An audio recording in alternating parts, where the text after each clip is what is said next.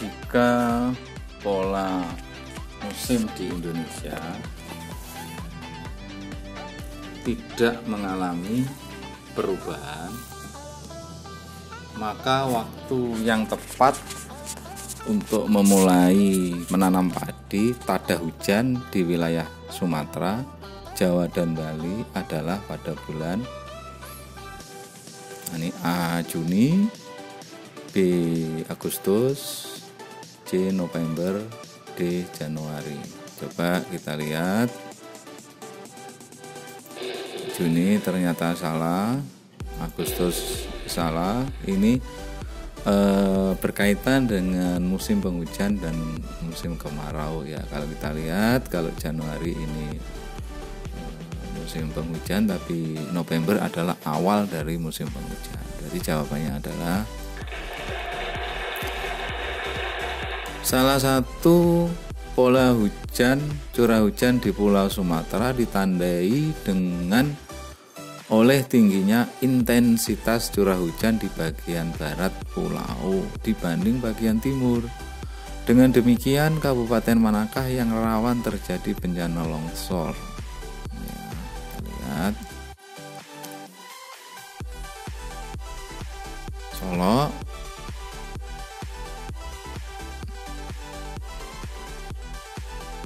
Ogan Komering Ilir, Tanjung Jabung Barat, Pahlawan. Ya, kita lihat. Kita mulai D salah, C salah, B salah, yaitu di Sumatera Barat, Solo. Indonesia merupakan negara kepulauan yang berada di antara garis lintang 6 derajat LU sampai 11 derajat lintang selatan. Hal ini memberikan keuntungan di bidang ekonomi, yaitu A. Mempermudah penggalian bahan tambang, ya. B. Menjadi destinasi wisata utama. C. Mempercepat pembangunan infrastruktur. D. Mempermudah penyebaran kebudayaan Indonesia. Ya, kita lihat ya, yang belum betul. Indonesia memiliki lebih kurang 13.466 pulau dan diapit oleh benua Asia dan Australia. Dengan demikian, Indonesia mampu menyediakan sarana transportasi penghubung berupa transportasi lokal untuk tujuan pariwisata, pelabuhan barang dan jasa, pelabuhan barang dan kapal, transportasi darat berupa kereta api. Ya, kita lihat kalau kepulauan, kita lihat ya. Lokal. Ternyata pelabuhan barang dan jasa. Sarana transportasi yang cocok diterapkan untuk menghubungkan antar kabupaten di Provinsi Papua adalah A. Laut, B. Darat, C. Udara, D. Sungai. Kita melihat Papua ini sangat luas sehingga yang cocok, dan penduduknya sedikit. Kita lihat laut tidak cocok, darat ya, sungai berarti harus udara. Mata pencarian masyarakat yang bermukim di daerah dataran rendah adalah A. Nelayan, B. Peladang, C. Pedagang, D. Petani. Ya, ini kita lihat hubungan antara pengaruh bentuk muka bumi ya. Kalau di daerah rendah nelayan tidak cocok, peladang kurang pas, pedagang yang paling pas adalah petani. Dampak kehidupan sosial dari konfigurasi keragaman permukaan bumi yang mengakibatkan terisolirnya wilayah adalah A. Mata pencarian petani dan kontrol sosial antar warga yang rendah. B. Sistem kepemimpinan informal dan tingkat penduduk yang tinggi. D. Mobilitas penduduk rendah dan sangat tergantung pada alam. kekeluargaan, dan sangat terbuka dengan perubahan di daerah tertentu. Ini agak rumit guys, coba kita lihat ya, pencarian belum betul, salah ya.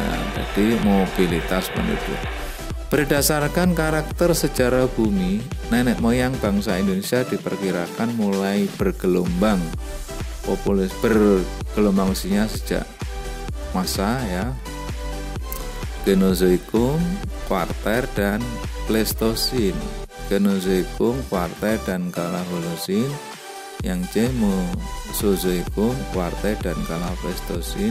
D Mesozoikum, Tersier, dan Kala Holosin. Jadi gini, kita harus belajar sejarah purba Indonesia. Kita lihat A ya, ternyata A.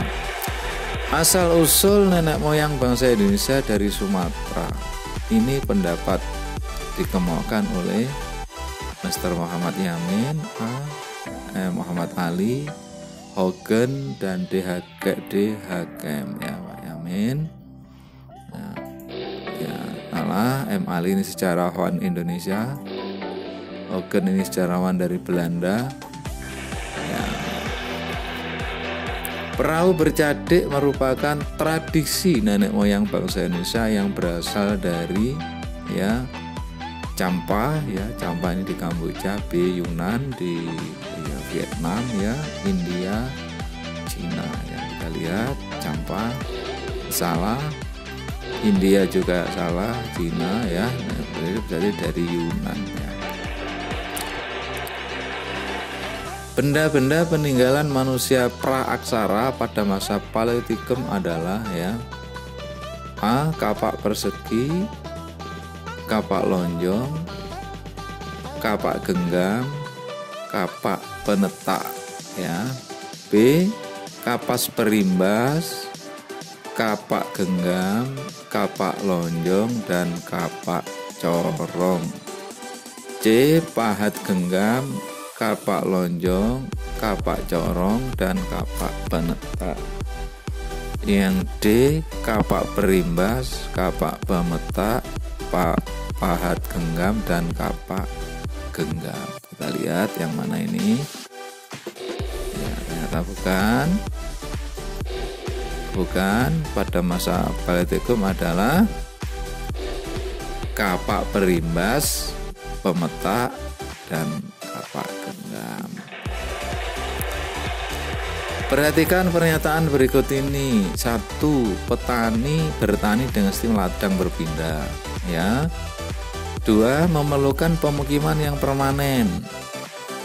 3. Membuka lahan baru ketika suburan tanah menurun. 4. Mendirikan perkampungan di tepi sungai. 5. Mendirikan rumah sementara di dekat lahan. Nah, manakah urutan yang paling tepat terkait dengan pola kehidupan masa bercocok tanam dan masyarakat praaksara? Nah ini ya, kita disuruh berpikir untuk mencari urutan yang dari awal sampai akhir ya. Kita lihat nomor A ya, dari 4 perkampungan di tepi sungai, terus buka lahan, 5 mendirikan rumah sementara, bertani ladang berpindah, dan memerlukan pemukiman yang permanen. Coba kita lihat ya, ternyata salah ya. Kalau mulai dari 1 ladang berpindah tidak mungkin, baru menetap dulu ya. Nah, ternyata jawabannya adalah yang C, yaitu dimulai dari mendirikan perkampungan di tepi sungai ya. Baik, jawabannya adalah C. Sistem kasta dalam kehidupan sosial keagamaan masyarakat Indonesia pada masa Hindu didasarkan pada garis ini ya. A. Keturunan yang teridentifikasi pada kewenangan masyarakatnya. B. Kebangsawanan sebagaimana teridentifikasi pada status priai. C. Kekuasaan sebagaimana teridentifikasi pada istilah raja. D. Kekayaan yang teridentifikasi pada kekayaan raja atau bangsa. Jadi sistem kasta ya, kasta. Ya, kita lihat. Nah, ternyata jawabannya adalah keturunan ya. Nah, ini salah, kekuasaan juga salah. Nah, jadi keturunan. Bangunan stupa dan candi sebagai cerminan kehidupan sosial budaya merupakan hasil akulturasi antara pengetahuan keagamaan Hindu dan Buddha dengan bangunan asli Indonesia, yaitu ya menhir, ya dolmen, sarkofagus, dan terakhir punden berundak-undak. Kita lihat menhir. Salah, dolmen salah. Nah, ini punden berundak. Nah, ini merupakan perpaduan antara Hindu dan Buddha dan dengan Indonesia. Next. Faktor utama yang menarik orang untuk dagang ke Yogyakarta adalah ya pendidikan, perdagangan, industri atau kesehatan. Kita lihat. Ya, ternyata pendidikan ya, sehingga Jogja sering disebut sebagai kota pendidikan ya. Di sana banyak sekali pendatang yang ke sana ya. Dagang tidak, industri tidak, kesehatan juga dari pendidikan.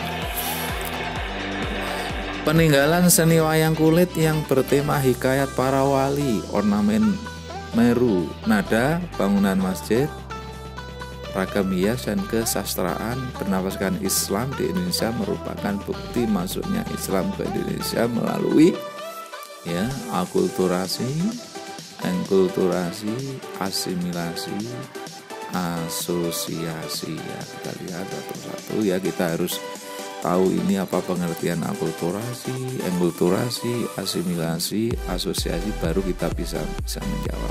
A ya, dari akulturasi salah terakhir akulturasi.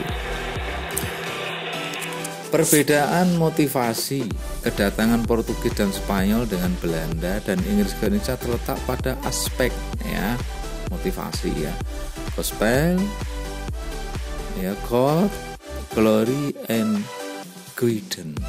Perbedaan motivasi dengan Portugis dengan Belanda ya, gospel agama ya, dan God, mas, glory ya, glory itu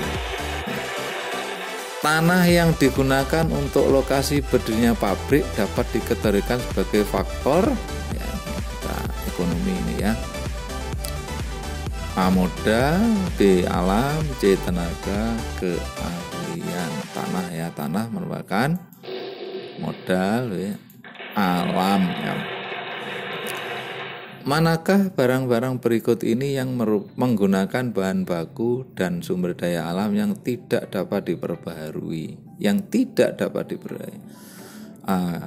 Meja kayu jati, air kemasan, perhiasan emas, komputer mini. Coba kita lihat sumber daya yang tidak dapat diperbaharui. Kayu jati bisa, air kemasan ada, perhiasan emas karena bahan tambang ya. Cadangan sumber daya alam terbesar yang dimiliki Indonesia saat ini dan bisa digunakan untuk memenuhi keperluan bahan bakar adalah ya batu bara, minyak bumi, panas bumi, gas alam ya. Bisa digunakan untuk memenuhi keperluan bahan bakar adalah ya batu bara ya, minyak bumi, panas bumi ya. Ternyata jawabannya adalah gas alam ya. Demikian, terima kasih atas perhatiannya.